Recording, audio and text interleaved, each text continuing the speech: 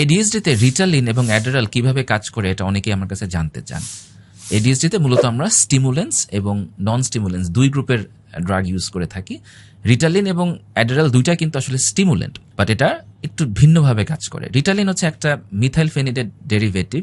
এটা ডোপামিন এবং নন এপিনেফ্রিন এই দুইটা নিউরোকেমিক্যালের রিআপটেকটা ব্লক করে। একটা নিউরন যখন আরেকটা নিউরনের সাথে কমিউনিকেট করে তখন এই নিউরোকেমিক্যালস গুলো প্রয়োজন হয়। সো রিটালিন যেটা করে, তারা এই দুইটা হরমোনকে বা নিউরোকেমিক্যালকে বাড়িয়ে রাখে সো দ্যাট সিগন্যালিংটা স্ট্রং হয়। কিভাবে সেটা করে? সেটা রিআপটেকটা ইনহিবিট করে, মানে বেশি নিউরোকেমিক্যাল সেটা সেলে এন্ট্রি করতে দেয় না, এভাবে সেটা পরিমাণ বাড়িয়ে রাখে।